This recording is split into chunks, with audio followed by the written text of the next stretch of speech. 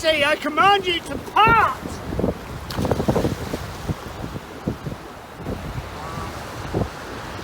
Irish Sea, I command you to part! Part, Irish Sea! Jeff, what are you doing? I'm trying to part the Irish Sea, of course. Why? Well, I want to get out to the wind turbines. That's not the way to do that. Well, Moses did it. He just spread his stick out, part, and the Red Sea went.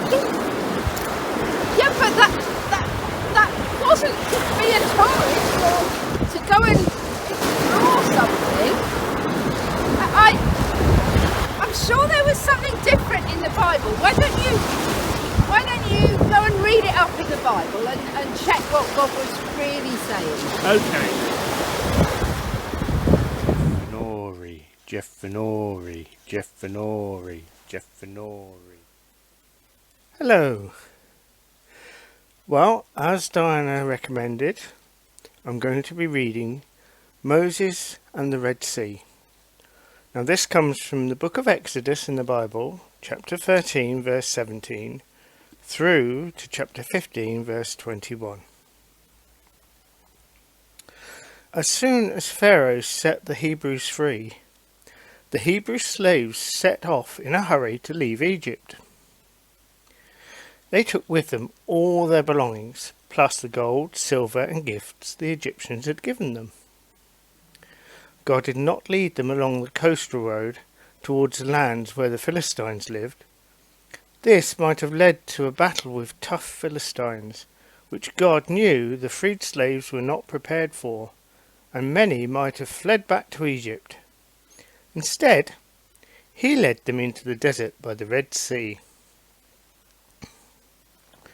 During the day, God led them with a pillar of cloud that always stayed in front of them and never disappeared. All night long, God led them in a pillar of fire that lit up the route. Eventually, God led them to the shore of the Red Sea, where they camped. Meanwhile, just as God had warned Moses, Pharaoh and the Egyptians changed their minds and wanted the Hebrews back as their slaves. Pharaoh got in his chariot and gathered all his troops, and 600 chariots to chase after the escaping Hebrews. When the escaping people saw the troops approaching, they cried out in fear. "Have you brought us out into the desert to die?" they complained to Moses. "We'd rather be alive as slaves in Egypt than die in the desert." "Don't be afraid," replied Moses. "Stand firm and see how God is going to deliver you. The Lord is going to fight for us, and you will never see those Egyptians again." "Tell the people to move forward towards the Red Sea," God told Moses.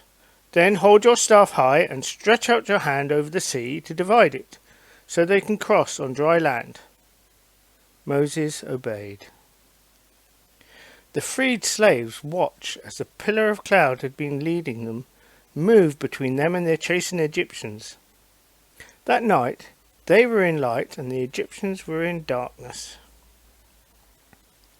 God drove the sea back with a strong east wind and turned it into dry land. The people crossed through the sea with a wall of water either side of them. The Egyptians tried to chase after them, but God jammed the wheels of their chariots, and there was confusion among the troops. "God is fighting against us," they yelled. God then told Moses to raise his hands over the sea. At daybreak, the walls of the waters collapsed and the dry path disappeared. The whole army of Pharaoh was swept away. No one survived. Those safely on the shore knew God had delivered them as he had promised, and they put their trust in him. They also realized that Moses was God's servant and the best person to lead them. Moses and all those who had escaped sang a song about their rescue to thank God. Aaron's sister Miriam the prophet and the women took tambourines and led everyone in dancing to celebrate.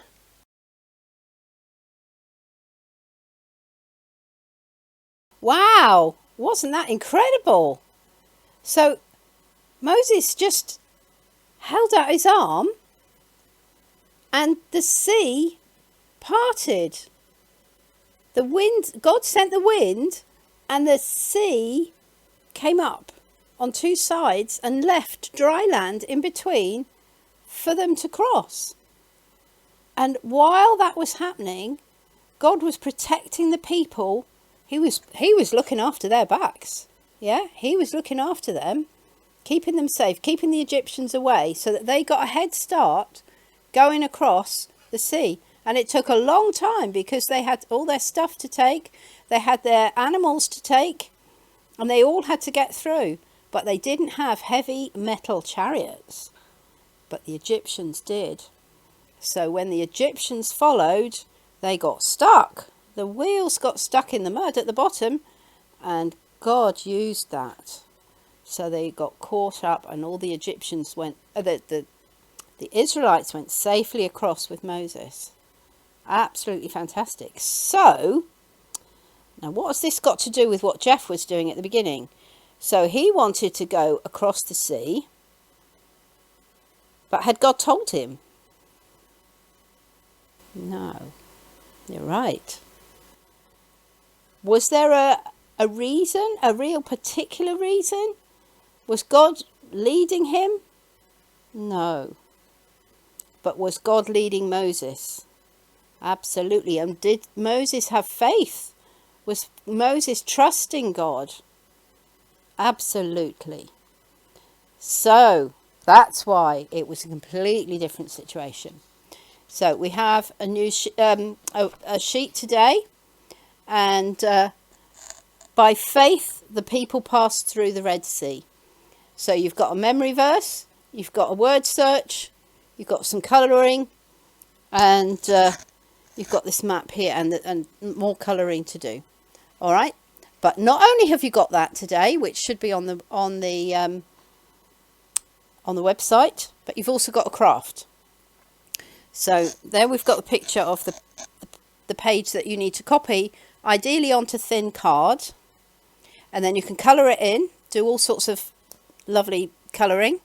All right, you might want to also colour in, first of all you need to cut out the waves and the other pieces, and then can you see where I've folded to make it easier to cut the slits? You've got two slits that you need to cut, and the long piece is going to go through, and once you've cut the waves, the top bit of waves, you put a line down the middle, you cut them in two halves so that it opens and shuts.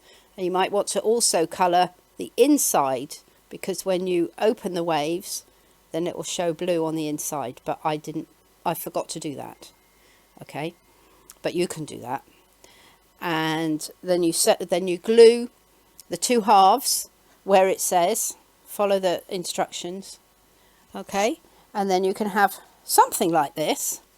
So here we've got the Israelites went through with the water out of the way, and they came up through, and then the Egyptians followed, and the water closed and they all drowned, but the Israelites were celebrating on the other side. Okay, so have fun doing that. The instructions are on the website, and maybe send me a picture of your finished work. That would be lovely. Okay, so have a good week, and remember that it's our faith in God. We need to listen to God, what he's showing us, and it was the faith that saved them.